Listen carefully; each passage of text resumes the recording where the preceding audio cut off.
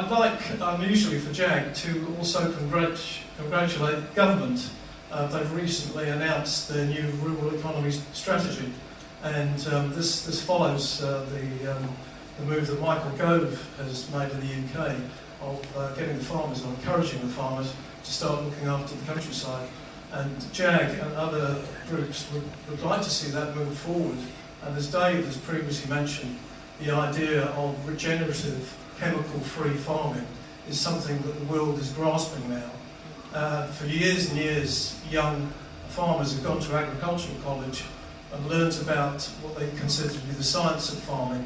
Unfortunately, they've been taught the chemical science instead of biological science. And now farmers are realising that they need the biology of nature to run their farms, and they don't need to depend so much on the chemical side.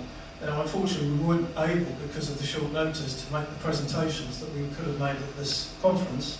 Tony Legg, SOS Jersey and others would have liked to have made. But we will be doing that at a presentation at St Henry's Town Hall on Thursday the 19th of October. Now, to move on to my question, and I would like to direct this at the Minister, but I need to just give you briefly a little bit of background of about what's happened, or certainly the public perception. Back in 2016, the one thing we did see at the height of the problem was some lorries and tractors, certainly in the area of First Tower, i.e. around the Balazan outfall, moving considerable quantities of sea lettuce from the high water mark down to the low water mark. Now, this isn't a criticism of this action, I just want to put it in perspective. Having questioned some of the operators, I got a potential quantity of movement of about 600 tonnes a day. You can correct me if I'm wrong. So let's say there was probably a good 10 days of activity, so 6,000 tonnes of lettuce moved. Now, moving forward to this year, we've seen the Normandy Trader move 60 tonnes. Unfortunately, they can only move on one tide a day, so 60 tonnes a day, and again for about 10 days. So we're talking 6,000 tonnes in 2016 and 600 tonnes in 2017. Now, it might look, on the face of it, politically active. We certainly saw when we first came on the conference some videos of the Normandy Trader dropping the sea lettuce out to sea.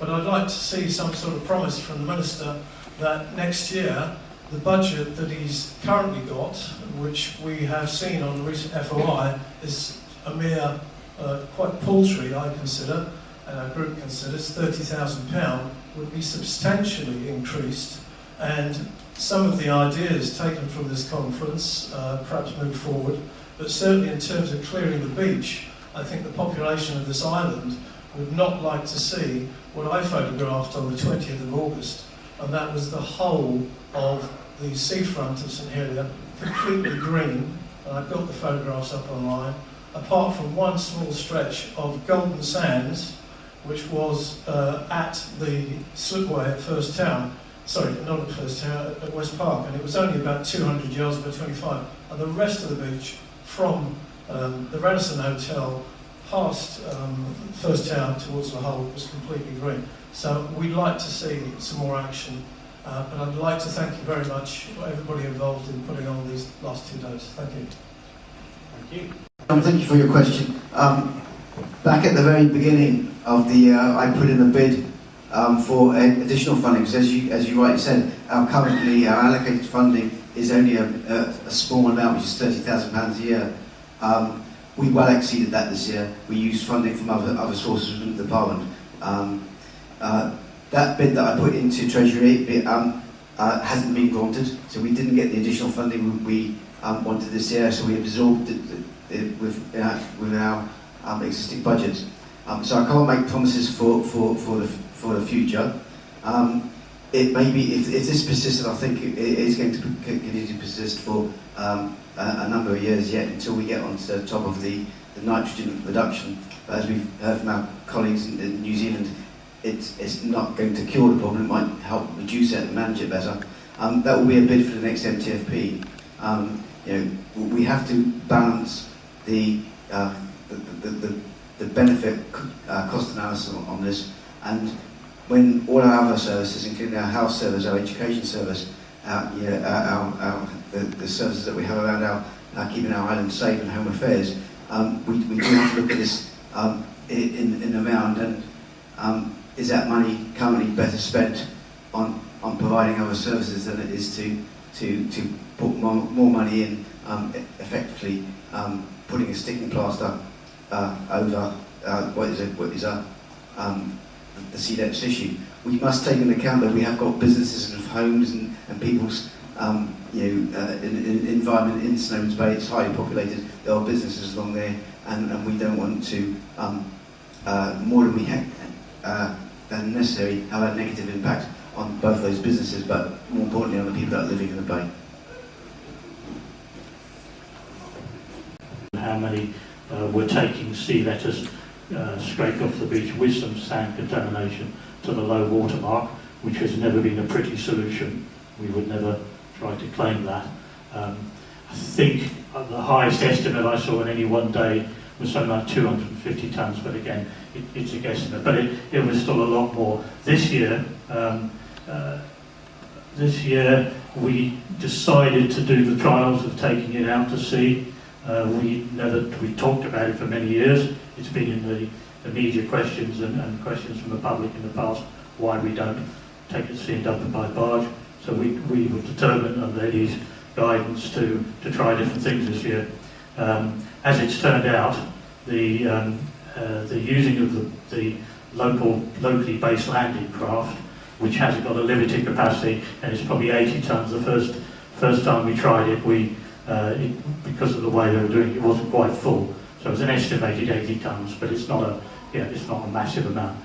As it's turned out, the level of sea lettuce we've had to scrape off the beach each day when we've needed to do something has just about, apart from 1 week this year ahead of the Battle of Flowers, equal the capacity of the boat.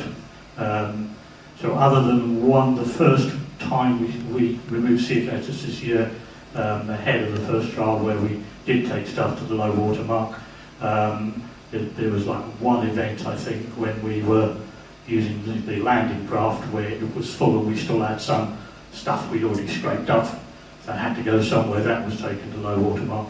But this year we've probably taken out to sea less than 1,000 tonnes. Now, budget-wise, cost-wise, doing that obviously is a lot more expensive than just scraping it out, taking low water mark and hoping it doesn't come back in. So this year's budget is just about being eaten up by the way we've been doing it, but it's been on a quiet year. We do have budget constraints, and I cannot remember a year when we have refused to move it just because it's going to blow the budget. We have done what we feel we need to do to support the local traders and the local public as far as the amenity value of the bay. I can't commit because I would get the sack to blow my budget and overspend. But we do try and take a pragmatic idea with it. The department is fully committed to doing what we feel is best and what we can do.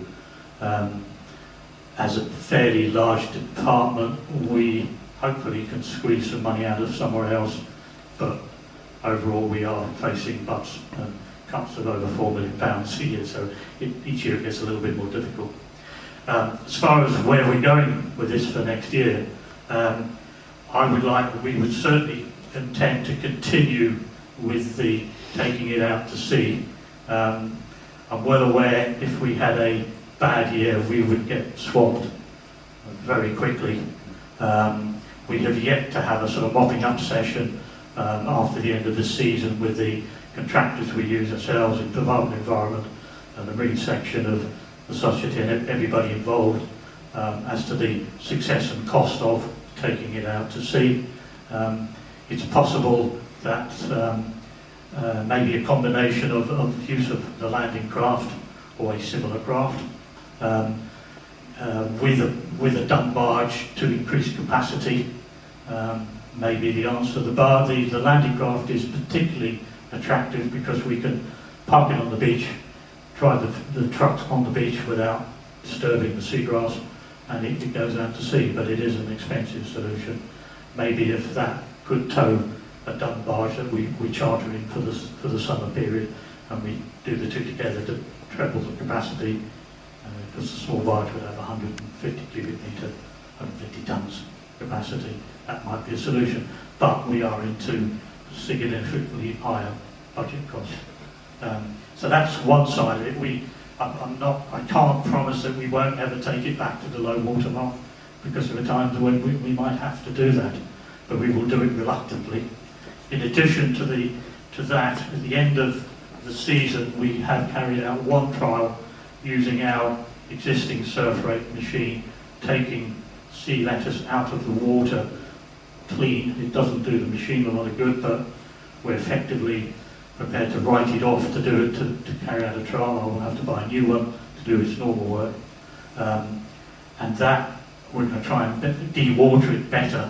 And we did have an agreement with a local potato company to take it directly to one of their fields and to spread it directly onto the land, which is the simplest solution, but will never be the total solution, because you have to have a suitable field available. And we don't always know when sea lettuce will be there, so planning this is impossible. So we have to have field stocks available which have the capacity to take the nitrates that are estimated to be in the sea lettuce on top of their normal nitrate load, because in layman's term, every field these days has a sort of nitrate passport, and you can't over feed the fields.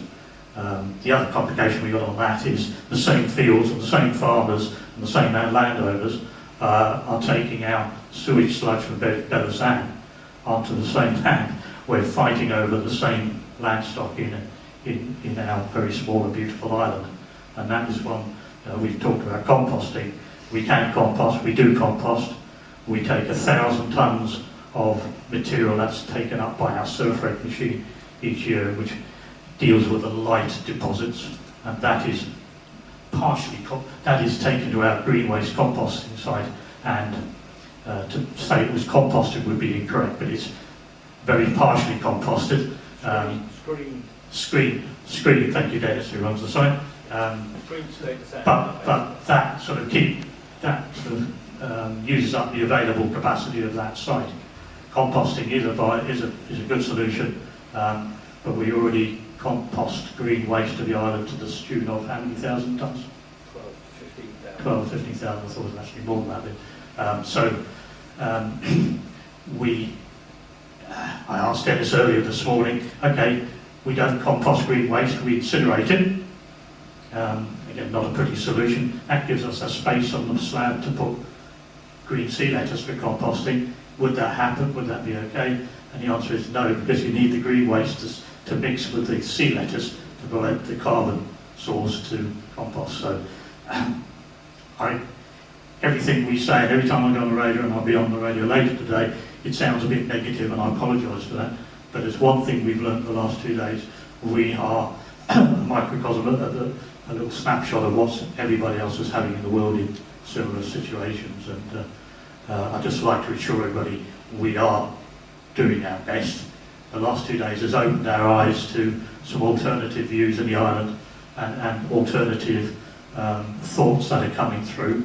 And I'm sure, and the Minister and my Chief is fully committed to trying to understand support. But sometimes some of the ideas do need to be backed up by the evidence, and sometimes that hasn't always been forthcoming. But we want to, we're here to listen, and we certainly want to improve our ability to educate and communicate locally.